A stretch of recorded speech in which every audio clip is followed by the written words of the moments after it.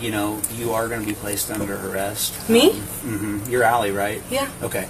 And it's going to be for predatory criminal sexual assault. We have the newly released body camera video of the moment a substitute teacher is arrested for having sex with an 11-year-old boy. Ally Bardfield admitted to having sex with that boy and is now serving prison time, but she wasn't always honest in this investigation.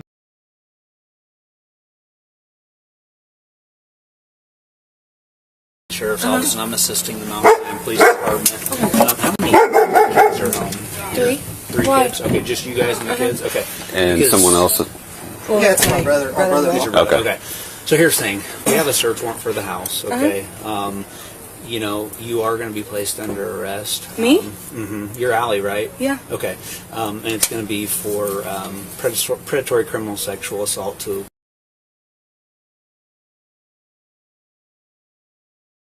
grooming. Okay, so that's why we're here, to take a look, to make sure we gather what we need out of the house, okay? For what? Yeah, so I'll talk to you more about it here in a second, okay? As a matter of fact, if you guys want to go in and start doing that... Can I put the dogs up? Yeah, absolutely. Yes, please. We're going to have to follow you in, though, just to make sure, okay? Do you have your phone with you? One's a German Shepherd, so... Okay. James, you want to stay here with me? So you can see Bardfield acting confused and shocked as to why detectives are at her door accusing her of sexual abuse and grooming. This is going on around 4:30 in the afternoon on April 3rd, 2024. The day prior, detectives say an 11-year-old came to the police station with his parents saying Bardfield, his 6th grade teacher, sexually assaulted.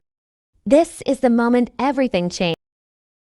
Considerable amount of evidence, including a conversation that Bardfield had. Now, he's likely talking about the conversation Bardfield had with the boy earlier that day, just hours before all of this happened, after his forensic interview. Police say that they and the boy's parents were listening in on a text, a voice call, and a FaceTime that Bardfield had with the young boy. They say during those conversations, Bardfield talked about birth control and pregnancy. She also told the boy to delete text messages, and then they moved on to a phone call. And during that call, Bardfield told the boy that she could not get pregnant. She is talking with an 11-year-old. She is in her 30s. Now, police say on March 29th, 2024, Bardfield had that 6th grade student, her victim, over to her house. It was for a play date. That child's mom noticed her son acting differently after the visit, though. According to police, the mom then checked her son's phone and social media, and when they talked more about what happened, the boy said that Bardfield had sex with him. Not only did Bardfield reportedly have sex with that boy, she also sent him $700 on Cash App. She bought him headphones that go for more than $400. She also sent nude photos to him on Snapchat. Here's the moment Bardfield is led away after this story gets even more shocking.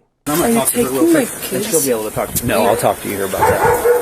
So that lady is with you. Oh my God. No, but listen, she's with UCFS. It doesn't mean she's taking your kids. Okay? Make a nice time. Show us secure out here.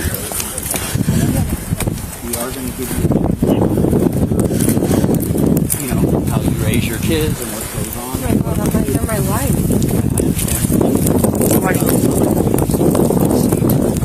Sit in the back because I want to be out of the wind and air. And I'm going to have you have a seat in this second vehicle here.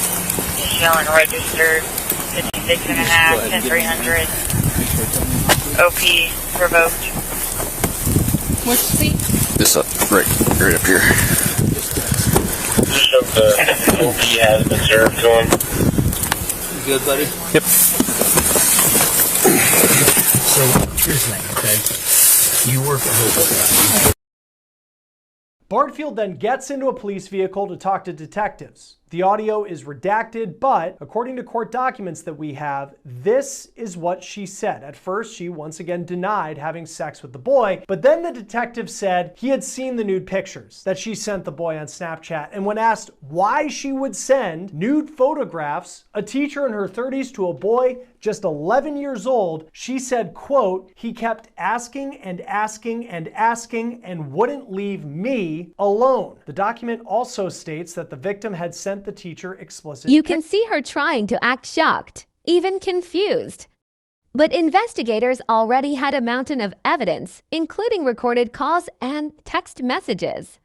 In the body camera video that the audio is redacted from, we can see the moments in this conversation inside the cruiser that police are laying out the evidence they have against her. And you can see her put her head in her hands as she realizes what her fate is likely going to be. It is notable that Bardfield tried multiple times to say that the boy made advances on her, that all of this was the 11-year-old's fault. At the end of this part of the conversation, Bardfield, according to court documents, was asked about how she was feeling. And she replies, quote, "I have my criminal justice degree. I'm in my master's program. This isn't how I want my life to be, but I didn't want the victim to feel uncomfortable as I felt uncomfortable. But I was just trying to act like nothing happened and just be there for him." At the end of the conversation in the cruiser, police say that Bardfield threatened to take her own life. She was then handcuffed and taken to the county jail. And from that moment on, Bardfield was held without bond. Per WAND TV, here's the moment the judge at her first court appearance told her what the punishment could be for the charges that she faced.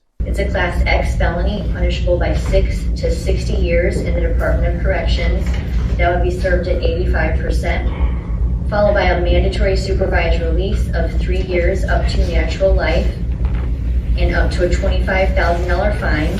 It is not a probation eligible offense.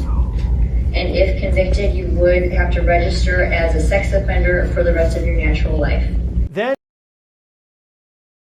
What stands out here is how quickly detectives move from vague accusations to direct evidence. They don't just suspect her, they already know. The image of her walking out in handcuffs is jarring. Hours earlier, she was trusted with children in a classroom. Now she's accused of destroying that trust in the worst way possible. This is where it gets even harder to watch. Rather than take responsibility, she tries to place the blame on an 11-year-old boy.